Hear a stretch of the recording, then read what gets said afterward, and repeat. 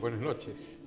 Bienvenidos a Palabra de Honor, como todos los lunes a esta hora, los martes a las 16, Eduardo. 16 horas. A las 16 y otros días a la semana en horarios no establecidos previamente.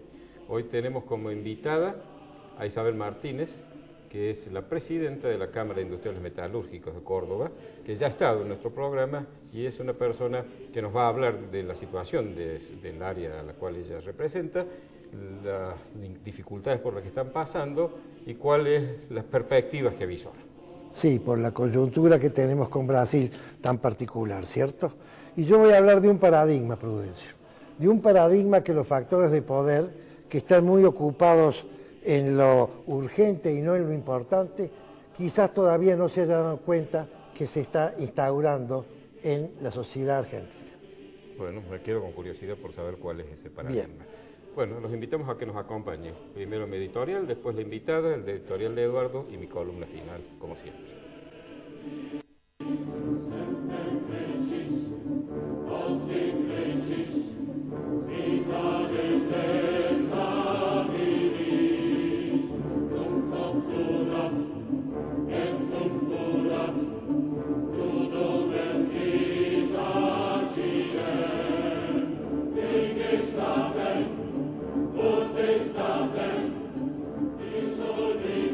Isaías Goldman, el especialista en aire acondicionado y calefacción.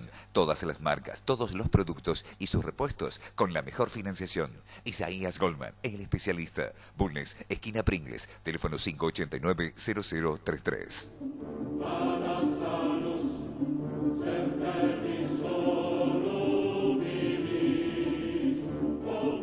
Voy a ocuparme de un tema que ha estado en vigencia en los últimos días y que ha tenido como punto final el veto del presidente de la Nación, que es la sanción de la llamada ley antidespidos, aunque algunas la han llamado en forma irónica ley antitrabajo. Antes que nada, quisiera aclarar que las discusiones de esta naturaleza se pueden abordar desde distintos ángulos. En primer lugar, lo primero que tenemos que aclarar es que el veto por parte del presidente de la Nación de una ley sancionada por el Congreso no es un acto reñido con el sistema democrático ni republicano. Está previsto en la Constitución porque la Constitución le dio al presidente de la Nación funciones de colegislador. El presidente puede presentar proyectos de ley ante el Congreso, puede incluso acelerar su tratamiento a través de pedidos de urgencia, puede dictaminar por decreto la existencia de sesiones extraordinarias fuera del periodo habitual y puede vetar las leyes. Por supuesto que el Congreso tiene la palabra final. Si reúne la mayoría de 2/3 que exige la Constitución, el veto queda sin efecto y la ley entra en vigencia. De manera que ese punto creo que no es discutible, a uno puede gustarle o no, pero lo cierto es que el presidente tiene esa facultad. La otra discusión es acerca de la constitucionalidad, es decir, si esa ley está ajustada a los preceptos constitucionales o no. Y por último, si esa ley es conveniente o no lo es. Todo esto requiere una cuestión de previo y especial pronunciamiento, como dicen los abogados. Creo que esta discusión, o discusiones como esta, no son útiles si uno no parte de un supuesto de respeto al pensamiento del otro. Es decir, yo no voy a ponerme en esa situación de decir que aquellos que no quieren que la ley se sancione, es decir, mejor dicho, que no la ley se vetara, los que quisieron impulsar la sanción de la ley, quieren perjudicar al gobierno o quieren crear un sistema que lo que va a hacer es generar despidos y profundizar los problemas que quieren solucionar. Evidentemente no lo puedo decir, no quieren eso. Yo parto del supuesto de que todos los que han impulsado la sanción de esa ley y la han votado en el Congreso están convencidos de que esa ley va a ser buena, va a evitar que haya gente sin trabajo y va a beneficiar a la sociedad en su conjunto. No discuto eso, porque meterme en las intenciones del otro sería un triple error. En primer lugar, porque tendría que tener facultades especiales para meterme en la conciencia de ellos y saber qué es lo que quieren en definitiva. En segundo lugar, porque no sería útil la discusión, el debate no serviría. Si yo pienso que el otro es un perverso, o lo mismo si el otro piensa que yo no quiero que la ley se sancione porque quiero ver gente despedida, no nos serviría de nada debatir porque no podríamos reconocerle al otro ni siquiera esa buena intención. Y en tercer lugar, porque cuando uno ataca las intenciones del otro, las supuestas intenciones del otro, está escondiendo la falta de argumentos para rebatir los suyos. Entonces, bajo este pórtico cauteloso, me gustaría que abordemos esos dos aspectos. El primero es el constitucional, es decir, ¿la ley que sancionó el Congreso se ajusta a la Constitución o no? Les recuerdo que el artículo 17 de la Constitución dice expresamente: la propiedad es inviolable y ningún habitante de la nación puede ser privado de ella, sino en virtud de sentencia fundada en la ley. Es decir, aquí no interviene el Poder Judicial según esa ley, no intervendría, de manera que no habría sentencia, no hay cuestión judicial, y solo a través de una sentencia judicial puede el habitante ser privado de la ley.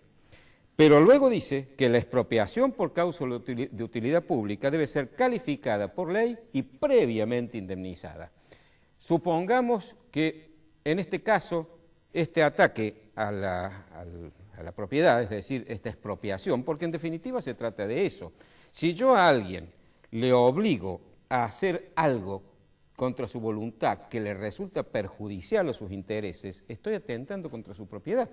La propiedad no es solo el inmueble que tiene un título, el automóvil o cualquier otra cosa que poseemos, también es la disponibilidad de nuestros bienes. Si yo no puedo disponer de mis bienes porque se me obliga a pagar algo que no estoy dispuesto a pagar y que me perjudica, evidentemente se está atentando contra mi propiedad. Entonces, aún suponiendo que el interés público llevara al Estado a privarme de eso, debería indemnizarme previamente, según dice la Constitución. David Hume, que era un pensador y economista que nos ha precedido en varios siglos, hablaba de los pilares de la libertad.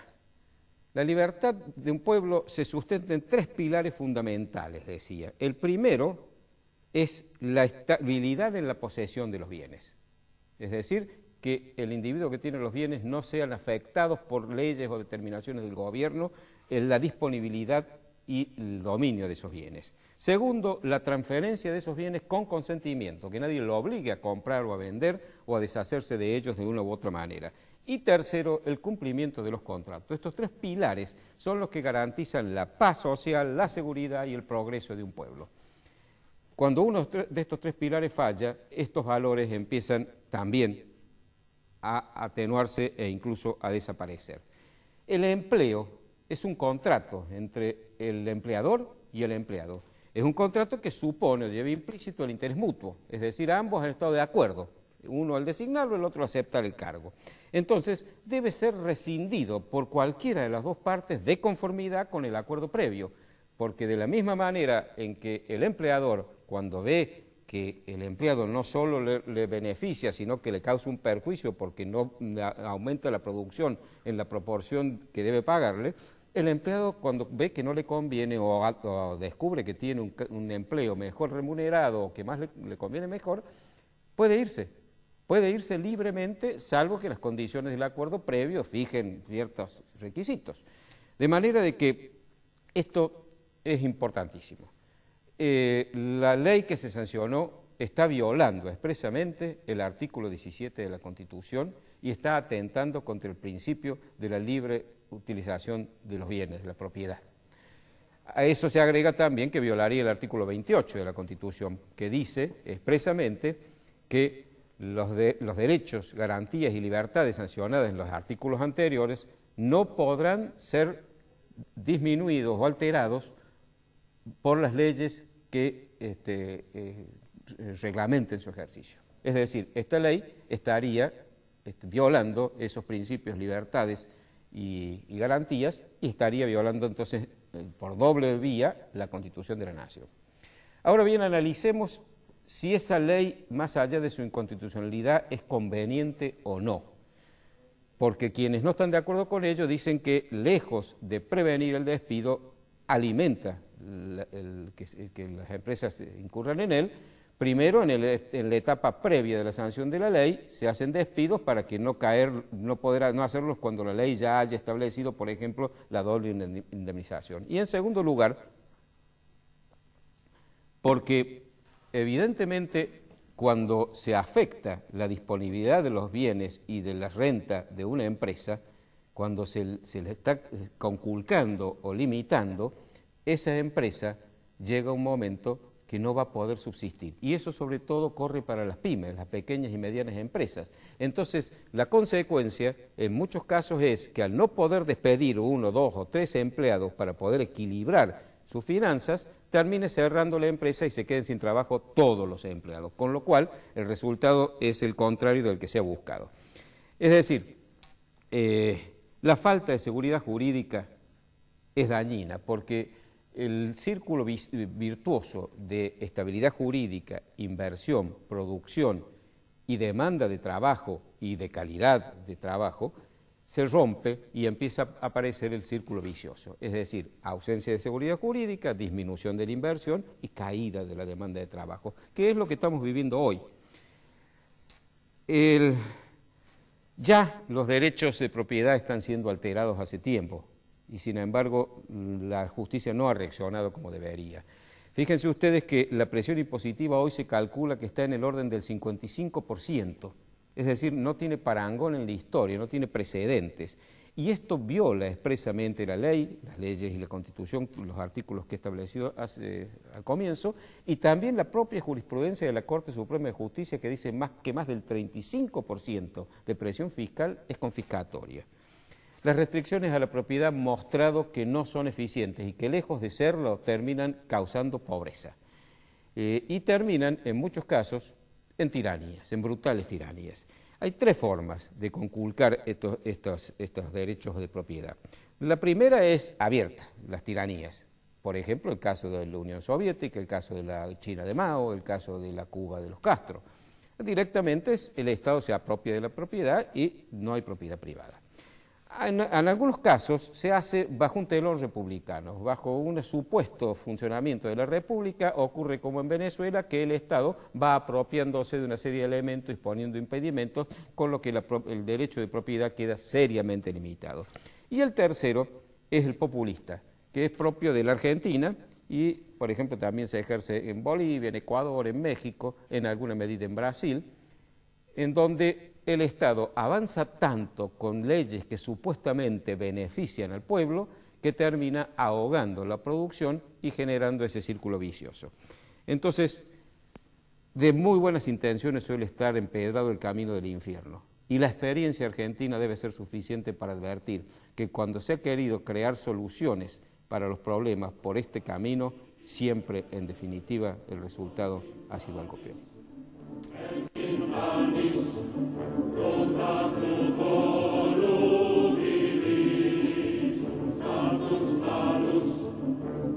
Isaías Goldman, el especialista en aire acondicionado y calefacción.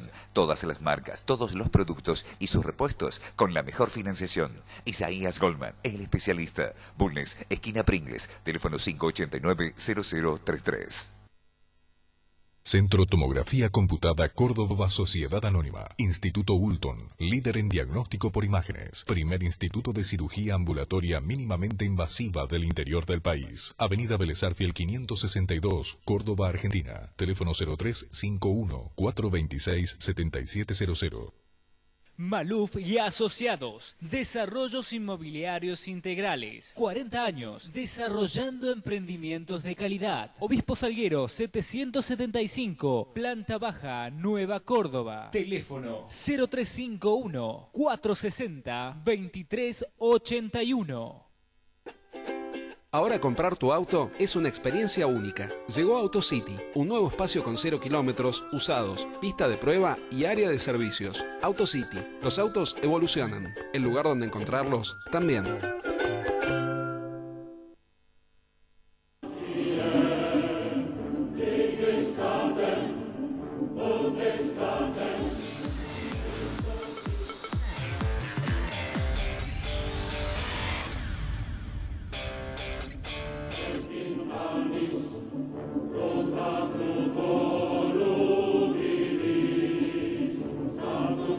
Isabel Martínez, como les dije, es la presidente de la Cámara de Industriales Metalúrgicos de Córdoba. Es la primera mujer que ocupa este cargo, es un cargo que ha estado siempre en manos de hombres y bueno, ha mostrado con eficiencia que una mujer pueda hacerlo igual o mejor que nosotros. Isabel, bienvenida a nuestro programa por segunda vez. Bienvenida, Isabel. ¿Vos querías decir algo? Sí, creo que nadie podría haber explicado mejor el tema de esta ley antiempleo y antidespidos. Realmente cómo lo sentimos las empresas, realmente como un ataque a nuestra libertad de accionar y de poder realmente hacer lo que necesitamos hacer, porque de esta forma permanentemente nos cambian las reglas de juego y lo único que hace es tratar de, uno lo que quiere hacer es no tomar más empleados, porque permanentemente nos cuesta más caro, hay más juicios y lo que realmente vemos es que no conduce a tomar más empleo, al contrario. Decimos, ¿para qué voy a tomar más gente si mañana, si no me cumple con el contrato, como decía, ni siquiera lo puedo decirle, señor, váyase a su casa porque no estoy conforme con su trabajo?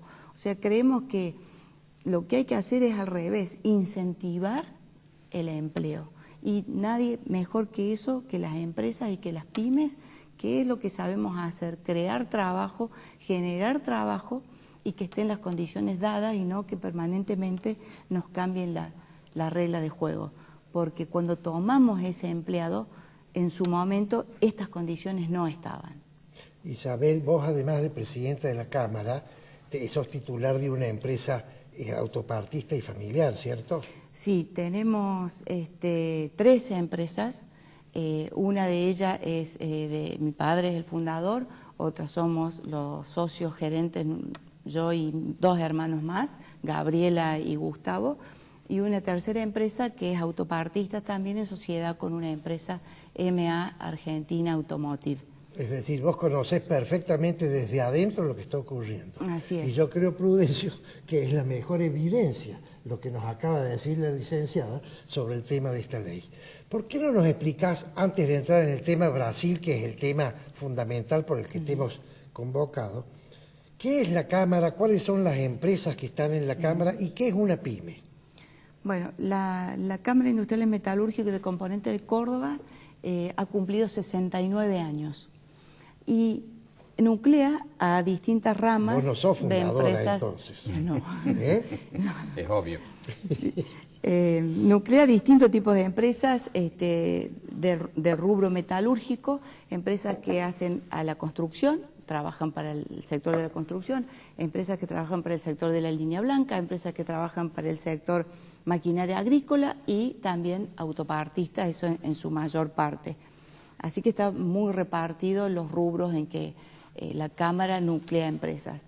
En Córdoba tenemos 2 delegaciones que hemos creado nosotros, una en Marcos Juárez y otra en Río Tercero, y a su vez tenemos 2 cámaras preexistentes, San Francisco y Río Cuarto, con la cual cubrimos casi todo el espectro de la provincia de Córdoba y más de 3.000, 3.500 empresas metalúrgicas en toda la provincia de Córdoba. ¿Y qué es una pyme, Isabel? Bueno, una pyme, hay una categoría de AFIP, que son empresas que venden, lo han elevado el piso de ventas hasta 540 millones en la parte industrial de pesos al año. Es por facturación, entonces. Es por facturación el límite que hace AFIP, o sea, el Ministerio de Economía. Y el 95% de las empresas argentinas, hay 610.000 empresas en Argentina, el 95% son pymes. ¿Y su incidencia en el empleo cuál es? Y su incidencia en el empleo es el 65%.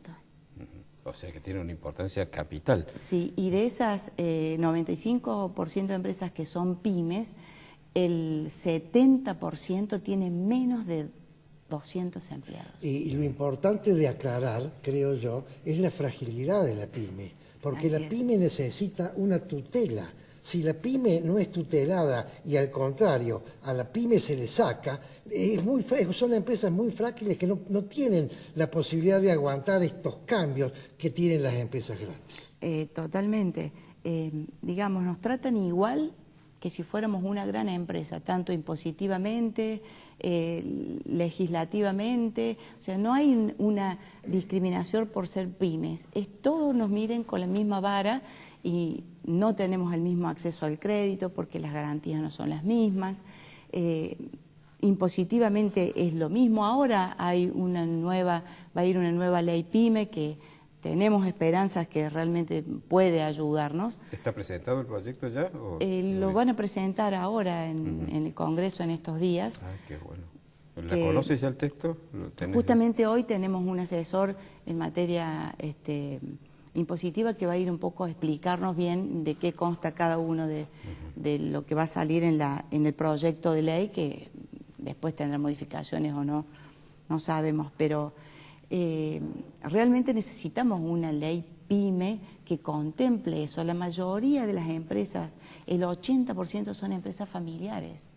O sea que el año pasado, cuando hubo una reforma del Código Civil, se creaban las sociedades anónimas que podían ser las unipersonales, pasar a sociedades anónimas, que generalmente hay muchas de estas empresas familiares eran unipersonales, pero bueno, le exigían tener 3 directores y 3 síndicos. O sea, cuando de una unipersonal y una empresa PYME, ¿cómo puede ser? O sea, realmente ese artículo no fue hecha para las pymes, ¿no? ¿Y ese artículo está en vigencia todavía?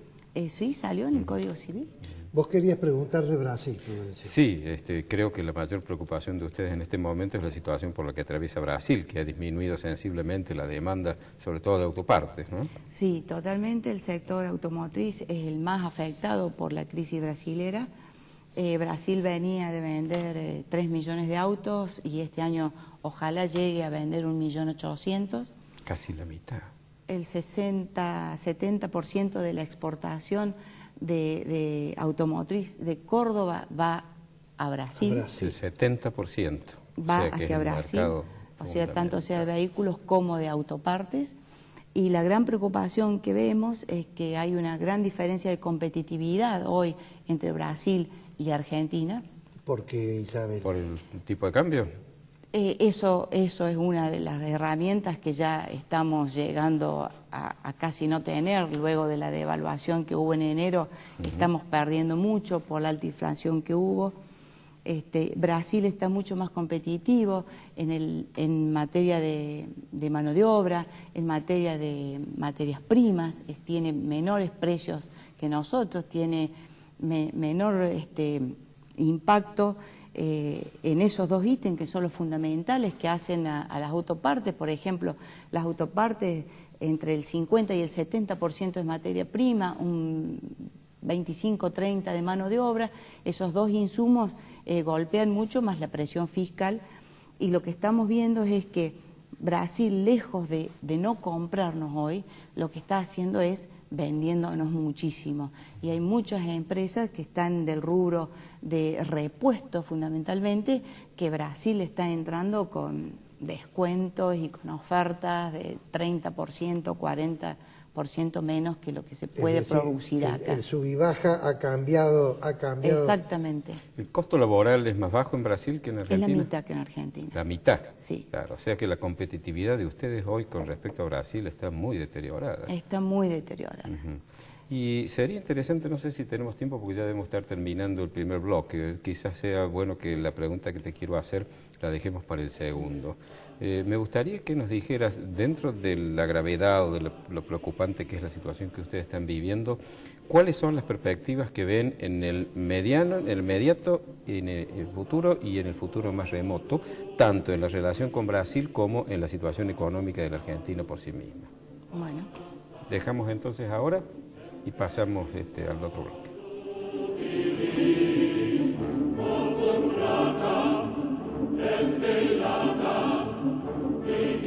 Vía computada Córdoba Sociedad Anónima. Instituto Ulton, líder en diagnóstico por imágenes. Primer instituto de cirugía ambulatoria mínimamente invasiva del interior del país. Avenida Vélez Arfiel 562, Córdoba, Argentina. Teléfono 0351 426 7700. Isaías Goldman, el especialista en aire acondicionado y calefacción. Todas las marcas, todos los productos y sus repuestos con la mejor financiación. Isaías Goldman, el especialista. Bulnes, esquina Pringles, teléfono 589-0033. Maluf y Asociados, Desarrollos Inmobiliarios Integrales, 40 años, desarrollando emprendimientos de calidad. Obispo Salguero, 775, Planta Baja, Nueva Córdoba. Teléfono 0351-460-2381. Ahora comprar tu auto es una experiencia única. Llegó AutoCity, un nuevo espacio con 0 kilómetros, usados, pista de prueba y área de servicios. AutoCity, los autos evolucionan. El lugar donde encontrarlos también.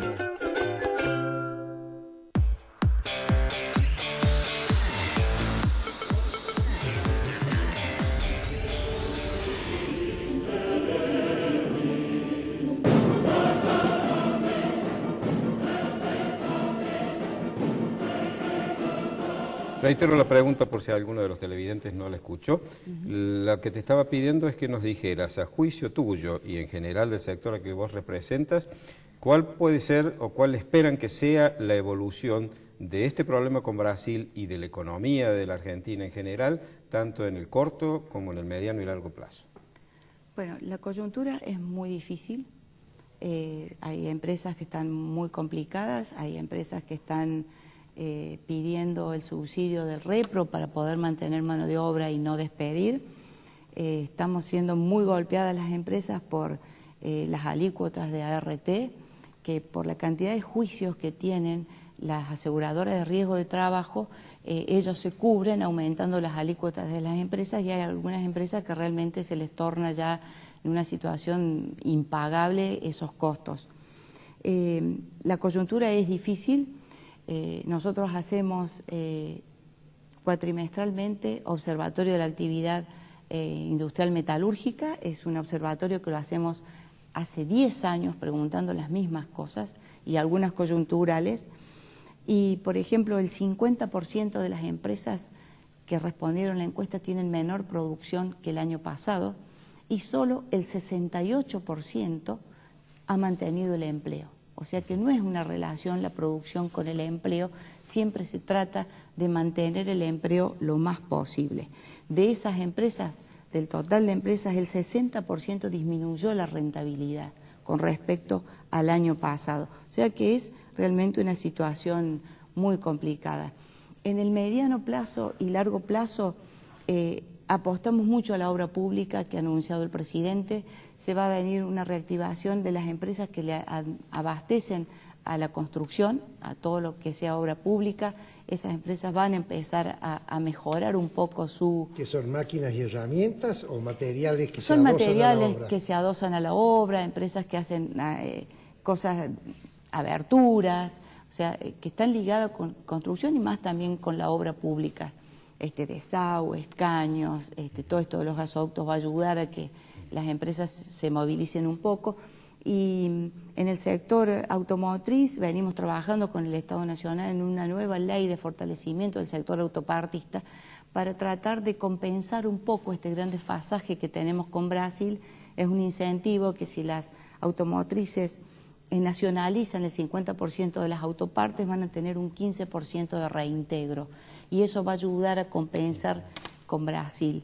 Si esa ley sale, las automotrices se van a ver con una cierta ventaja competitiva para poder nacionalizar más partes, y ahí puede que la industria automotriz salga más rápido del pozo, y a su vez que controlen el flex, que es ida y vuelta que hay de comercio automotriz con Brasil.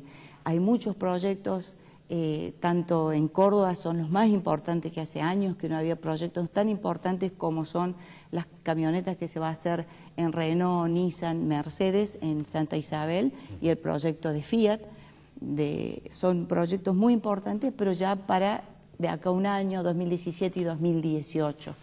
Para Córdoba va a ser muy importante. Parece muy interesante el mecanismo para fomentar la utilización de piezas nacionales. Es decir, no por vía de la prohibición o la compulsión, sino por vía del incentivo fiscal. Es decir, darles una propuesta para que a ellos les resulte más económico comprar lo local. Eso me parece que sería muy saludable. Sí, totalmente. Y es una zanahoria que tienen, no están obligadas a tomarlas, pero por ejemplo en el proyecto Fiat, cuando vino el presidente Macri el otro día a inaugurar la planta y el nuevo modelo, yo le pregunté a los compradores si estaban teniendo en cuenta este incentivo, porque nos están comparando con Brasil y hoy es poco lo que no ganaríamos ninguna pieza, y es lo que está sucediendo. Y ya lo vimos en otra época, cuando devaluó Brasil en el 99, eso nos llevó a lo que conocemos después. En ese momento hubieron muchas empresas que decidieron mudar sus producciones a Brasil. Y eso hoy algunas empresas lo están evaluando, y empresas que se fue de Argentina no vuelven más. Eso es gravísimo. Claro. Isabel, tengo que hacerte una pregunta porque vos me has dado pie. Vos dices que la obra pública es un mercado muy interesante para muchas de las empresas de la Cámara, ¿cierto? Sí. Ahora, ustedes participan en calidad de proveedores al contratista general. ¿No hacen contratos directos con el Estado o sí lo hacen? Hay empresas que sí hacen contratos directos con el Estado, depende de lo que sea, pero sí hay empresas que hacen directamente pero contratos. Pero la mayoría es como subcontratista del contratista. Y en grandes obras, como por ejemplo esto de los gasoductos, sí hay que ir. Ahora viene mi pregunta, Isabel, que es una pregunta capciosa, por supuesto. Aparentemente, la gran solución que tiene la Argentina, o una de las grandes soluciones, es la obra pública, porque se necesita y porque son obras que tienen retorno, ¿cierto? Muy interesante. Retorno en el buen sentido, estoy hablando. Muy interesante porque son necesarias. Sabemos de la corrupción tremenda que ha habido en el país. Vamos a tener que tener mucho cuidado en que no siga habiendo corrupción, porque aunque se solucione el problema de la corrupción en los funcionarios, quedan los clubes de las grandes empresas. Ustedes a nivel Cámara tienen conciencia de eso y que tienen que participar en el control de las futuras obras, porque si no la Argentina puede seguir teniendo unas derivaciones non santas. Sí, por supuesto que tenemos conocimiento de eso, y por ejemplo, en esta ley de autopartes que estamos incentivando, pedimos tener un lugar para el control, de que se cumpla el porcentaje de nacionalización y de que se cumpla el flex. Pedimos tener un lugarcito en esa mesa para poder controlar que realmente se cumpla. Esperemos que nos den el lugar para poder estar ahí y estar atentos. Y la obra pública realmente derrama muchísimo para abajo, porque desde clavos o tornillos hay empresas que fabrican en nuestra Cámara. Claro. O sea que derrama muchísimo para abajo. Y la construcción tiene un régimen laboral que es envidiable, porque usted tiene una obra, entonces contrata personal cuando se termina la obra. La licencia. Exactamente, entonces es flexible y es lo que necesitamos las empresas, porque hay momentos en que hay mucho trabajo y momentos que no, y uno tiene que estar penalizando a la empresa con costos no productivos. Hay un instrumento importante, parece que vos decías, que es el proyecto de ley de transparencia pública, que va a dar posibilidad a que los sectores de la producción e incluso los ciudadanos tengan acceso y puedan intervenir en todo el proceso de licitación para una obra. Fundamental. Y entonces detectar los posibles... Esta ley que están por presentar, ¿la presentan a través de quién? ¿De un legislador de un cierto partido? La ha presentado el diputado Romero. ¿De qué partido? Que ya lo presentó, creo que anteriormente, creo que es del Frente para la Victoria. Del Frente para la Victoria. Pero la han vuelto a presentar ahora, hay que esperar a ver cuándo va a ser el tratamiento. Nos estamos reuniendo con los distintos presidentes de bloques de diputados para mostrarle nuestra urgencia en que esa ley salga para que se reactive más rápido el sector automotriz y autopartista. Le estamos explicando nuestra postura, estamos siendo atendidos, escuchados. Bueno, esperamos que la traten prontamente, ¿no? Bueno. En ese observatorio que ustedes todos los años hacen, Isabel, ¿qué resultados les ha dado la pregunta sobre las expectativas a futuras de los integrantes de la Cámara? Justamente acá me traje los principales números y realmente ha sido una sorpresa porque en las políticas, cómo ven el futuro comparado con cómo ven hoy, no lo veían bien. El 40% veía que estábamos peor que el año pasado, pero a futuro el 80% de las empresas metalúrgicas creen que va a ser mejor que hoy. El 80%. El 80%. O sea que hay un optimismo manifiesto. Hay un optimismo. Bueno, eso ayuda, ¿no? Realmente nos ha sorprendido muchísimo. Y el año pasado tuvimos que el 52% decía que las políticas del gobierno nacional eran negativas. El 52%. Antes de las elecciones. Claro, antes de las elecciones. Hoy, sí, antes de las elecciones, porque el último que hicimos fue en diciembre, y hoy el 67% ve positivo las políticas del gobierno nacional.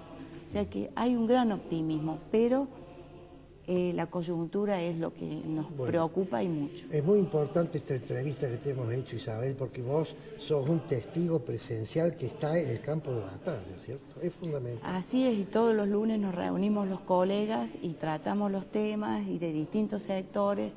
Tenemos varios presidentes de otras cámaras, como los presidentes de la Cámara de Maquinaria Agrícola, tenemos gente del interior que venimos a compartir nuestras experiencias y soluciones y tratar de trabajar para el sector. Bueno. Te agradecemos muchísimo que hayas venido a contarnos todas estas cosas, Isabel. Gracias a ustedes por la invitación.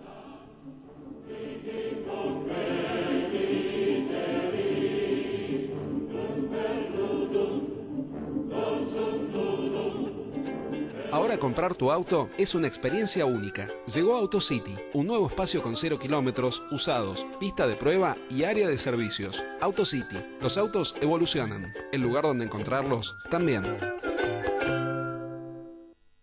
Isaías Goldman, el especialista en aire acondicionado y calefacción. Todas las marcas, todos los productos y sus repuestos con la mejor financiación. Isaías Goldman, el especialista. Bulnes, esquina Pringles, teléfono 589-0033. Maluf y Asociados, Desarrollos Inmobiliarios Integrales, 40 años, desarrollando emprendimientos de calidad. Obispo Salguero 775, Planta Baja, Nueva Córdoba. Teléfono 0351-460-2381. Centro Tomografía Computada Córdoba Sociedad Anónima. Instituto Ulton, líder en diagnóstico por imágenes. Primer instituto de cirugía ambulatoria mínimamente invasiva del interior del país. Avenida Vélez Arfiel 562, Córdoba, Argentina. Teléfono 0351-426-7700.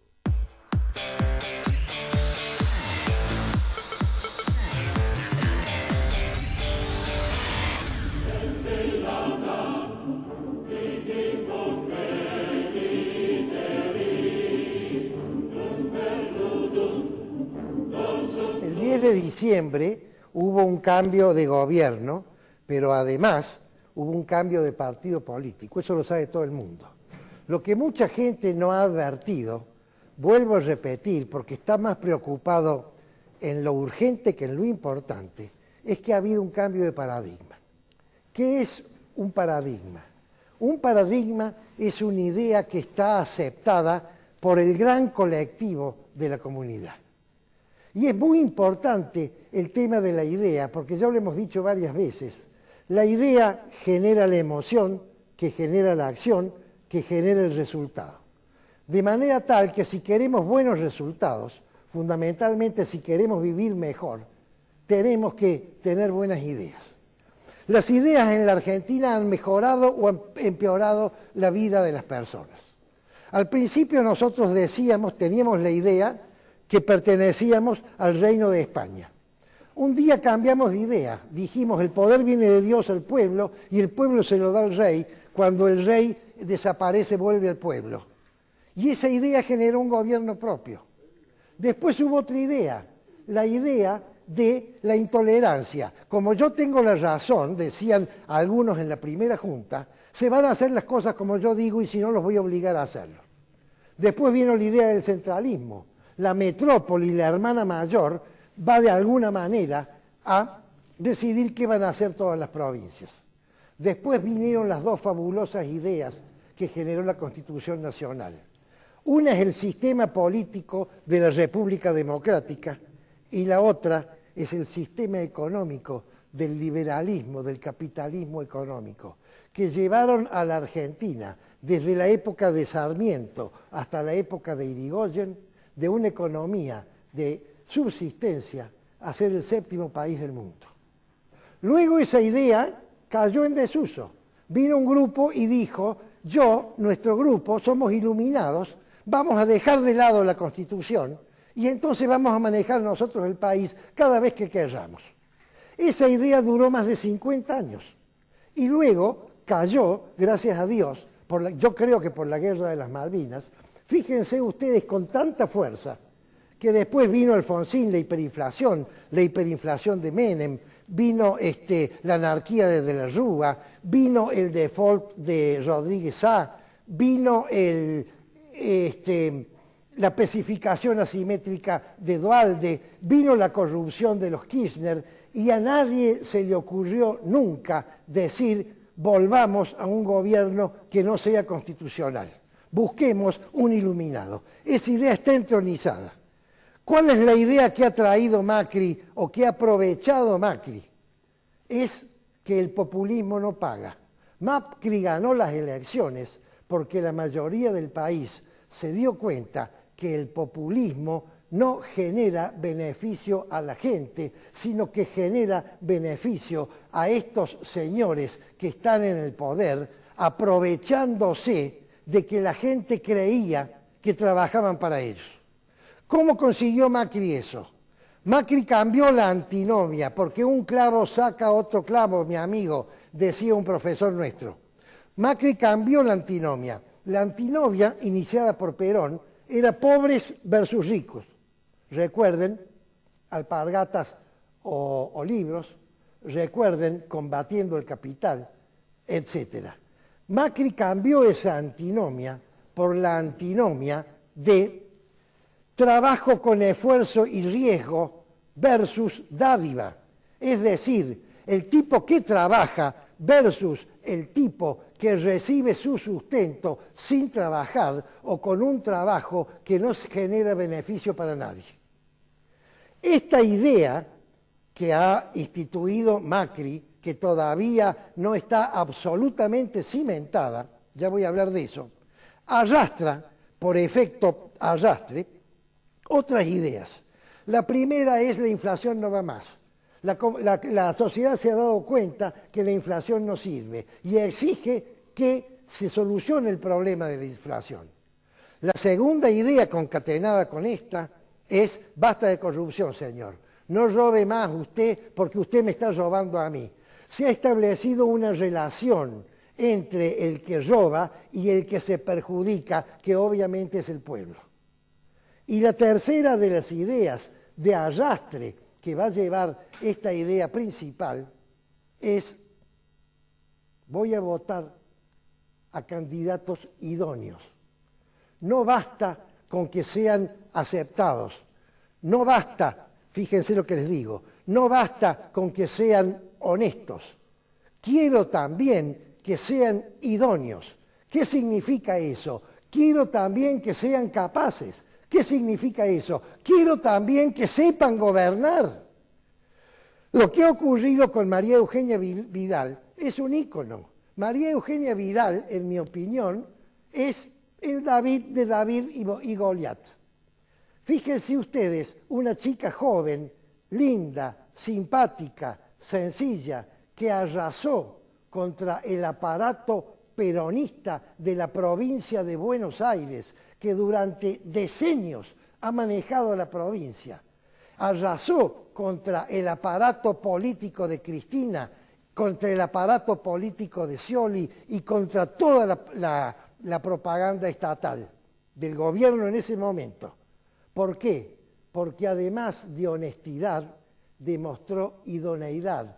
Dijo: vengo a gobernar y a solucionar tal y tal problema. De manera tal que cuando la gente diga, estos son técnicos pero no políticos, señores, para ser un buen administrador hay que entender lo que se está haciendo y si no, dedíquese a otra cosa.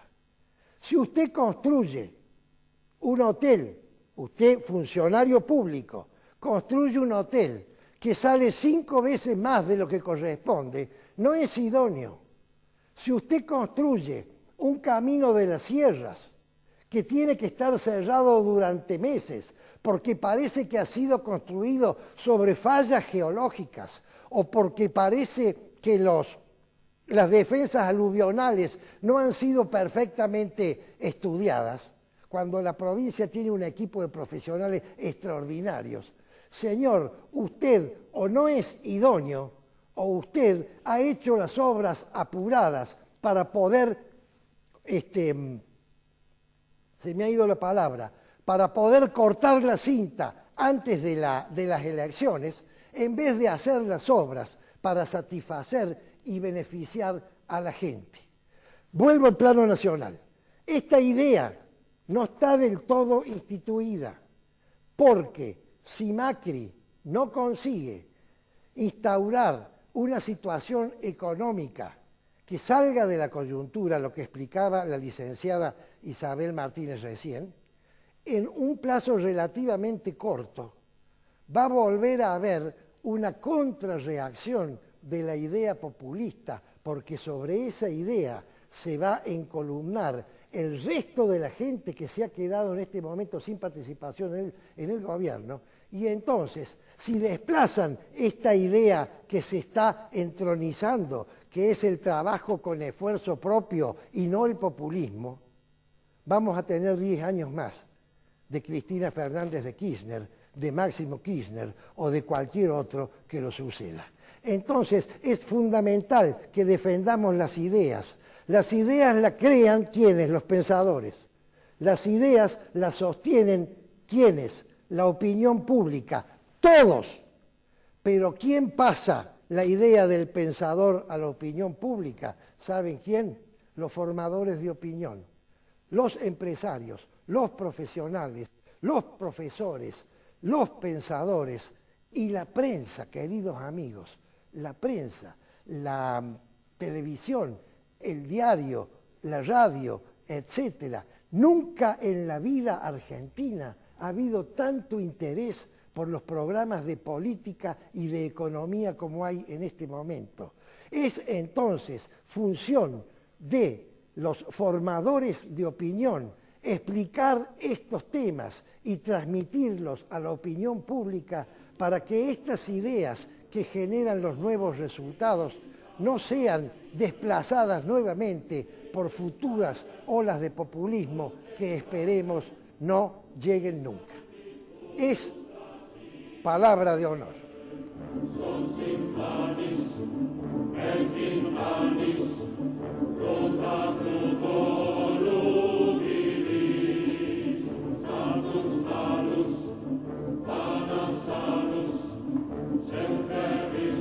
La semana pasada se han cumplido 206 años de uno de los acontecimientos históricos que los argentinos más celebran, que es el 25 de mayo de 1810, es decir, la llamada Revolución de Mayo. Ustedes saben, los que me han escuchado o me han leído, que la opinión que yo tengo sobre la Revolución de Mayo no es precisamente la misma que tiene la mayoría de los argentinos. Es decir, yo creo que para Córdoba fue una verdadera tragedia, no solo por el asesinato, el fusilamiento sin causa, sin derecho a defensa de 5 de sus hombres más prominentes, sino porque además generó situaciones que terminaron perjudicándonos seriamente. Me gustaría muy sintéticamente explicarles las razones de esto. En primer lugar, hay que tener en cuenta que la Revolución de Mayo fue un golpe de Estado. Fue un golpe de Estado presionado por los militares, es decir, los regimientos militares de Buenos Aires presionaron al Cabildo para que destituyera al virrey y creara una junta cuyos nombres le dieron ellos, eso es de público y notorio, y todo en nombre del rey, de Fernando VII, probablemente el más torpe e inepto de los reyes que hemos tenido. Fernando VII realmente hasta en España le dicen el rey felón, es decir, un rey que realmente no satisfizo las expectativas que sobre él podía haber habido. Ahora bien, este golpe de Estado, además, se hizo invocando, como ha dicho Eduardo antes, la doctrina del padre Suárez. Como el rey estaba preso en manos de Napoleón, la ausencia del rey hacía derivar la autoridad de nuevo al pueblo y el pueblo la depositaba en otros gobernantes. Eso hizo que muchas ciudades españolas, las más importantes, aplicaran este principio y se reunieran todas ellas para crear una junta de gobierno, la Junta General de España, que estuvo primero en Aranjuez, luego en Sevilla, después en Cádiz, etc. Lo mismo ocurrió en la ciudad de Buenos Aires, que era la capital del Virreinato del Río de la Plata, pero con una diferencia: ninguna ciudad española pretendió dominar el resto, mientras que Buenos Aires pretendió que todo el resto del Virreinato se subordinara a ellos, estuviera bajo sus órdenes. Y las capitales de gobernación, Córdoba, Potosí, La Paz, Chuquisaca, Montevideo, Asunción, etcétera, dijeron no. ¿Qué autoridad tiene Buenos Aires para mandar sobre nosotros en nombre del rey? Ellos han asumido la autoridad del rey para conservar sus tierras y su soberanía, porque siempre cada decreto, cada intervención era alabando a nuestro amado monarca, y nos quieren dominar. Esto no es aceptable. Conclusión: ejércitos de ocupación en el Paraguay fueron resistidos, fueron derrotados incluso, en Montevideo hubo una larga lucha, en el Alto Perú en definitiva también fueron rechazados, y en Córdoba nos dominaron. Y a través de la fuerza, 5 fusilamientos a hombres que no habían cometido ningún delito, y se impuso, nos nombraron gobernadores y empezaron a gobernar siendo nosotros súbditos, ya no del rey que estaba preso, sino de los que en nombre del rey habían asumido su poder. Ahora, además de eso, las consecuencias que eso trajo, a mi juicio, fueron negativas. La primera de ellas es que fue el comienzo del proyecto de dominación de Buenos Aires el resto. Proyecto que no ha cesado en los últimos 206 años, y si no, veamos las consecuencias que hoy padecemos. El centralismo, es decir, el poder concentrado en una ciudad que gobierna en beneficio de sí misma a expensas del resto, hoy ha llegado a niveles escandalosos, a niveles obscenos. Es decir, que esto que se inició con este proyecto de dominación de Buenos Aires, que dijo yo asumo la representación del rey, de independencia ni se hablaba en ese momento, todo era en nombre del rey, y todos se subordinan a mí o si no lo fusilo, terminó 206 años más tarde en este esquema perverso centralista que los argentinos padecemos para pagarles los lujos y las extravagancias a la ciudad más rica. Segunda consecuencia, ese centralismo trajo una guerra civil que duró prácticamente todo el siglo XIX. En el medio de esa guerra civil hubo un gobierno despótico, la dictadura de Juan Manuel de Rosas, un gobernador de Buenos Aires que sometió al resto de las provincias, por supuesto con complicidades dentro de ellas, eso ni qué hablar, que duró 17 años. Fue un entrerriano, Urquiza, quien organizó el ejército que nos liberó de eso en Caseros, pero después de eso, cuando se sancionó la Constitución de 1853, la Constitución Federal que los pueblos ansiaban y que no había dejado Buenos Aires que se sancionara, de nuevo la ciudad y la provincia de Buenos Aires se apartaron, se separaron del país, no aceptaron la Constitución y quisieron constituirse en un país aparte, y afortunadamente ningún otro país los reconoció como tales. Otro daño. Tercer daño, la pérdida de esos territorios periféricos del virreinato que no aceptaron la tutela porteña y se declararon independientes. Hoy son Bolivia, Paraguay, Uruguay, que pertenecían al mismo virreinato nuestro. Es decir, seríamos parte de un mismo país. Hoy son países diferentes. Otro, la mutilación de la historia, porque empezaron a crearse mitos, el mito del nacimiento de la patria. Yo quisiera detenerme un instante en esto. Patria no es un concepto jurídico. Patria no es la nación organizada bajo una misma constitución y un mismo gobierno. Patria es el sentimiento de pertenencia a la tierra de nuestros padres, viene de pater, pater patris, del latín. Significa que no hay fecha de nacimiento para ese sentimiento, porque ese sentimiento puede ser muy distinto a la fecha en que empezó a gestarse en cada uno de nosotros. Para algunos tiene 450 años, que fue cuando el primero de sus antepasados hizo de esta tierra la suya. Dijo, esta es mi tierra, y a lo largo de las generaciones fue convalidando. Para otros será más reciente, no puede haber fecha. El nacimiento de la nación como Estado independiente se van a cumplir 200 años el 9 de julio, la declaración de la independencia. El 25 de mayo no nació ni una nación, ni menos aún una patria. Pero ¿eso qué significó? La mutilación de 250 años de historia previa.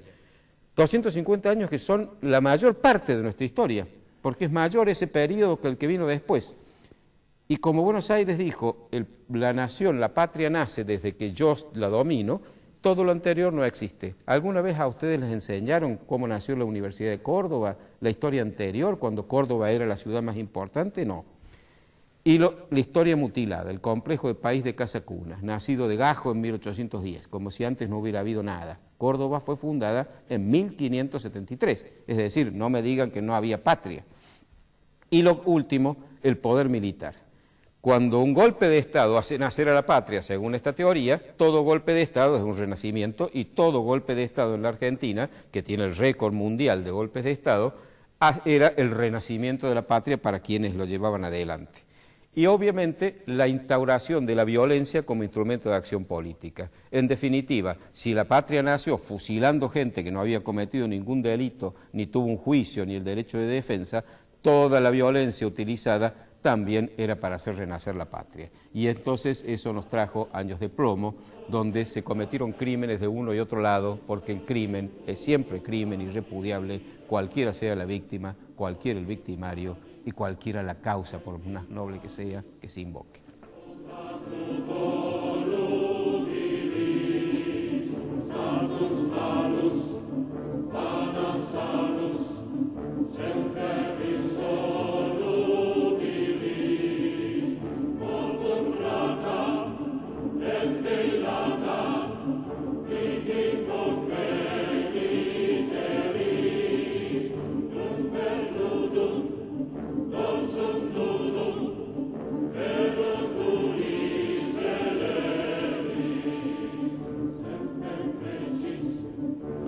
Prudencio nos mostró su libro, Luces y Sombras de Mayo, donde tiene una explicación concienzuda y muy interesante y muy amena de todos estos temas. Lo recomiendo efusivamente. Prudencio, no nos queda más tiempo, se ha terminado el programa. Creo que nuestra entrevista con Isabel Martínez ha sido interesantísima y vamos a tener que hacer un seguimiento sobre los controles futuros de las próximas inversiones en obra pública. Magnífico. Nos despedimos entonces hasta el lunes que viene. Si Dios quiere.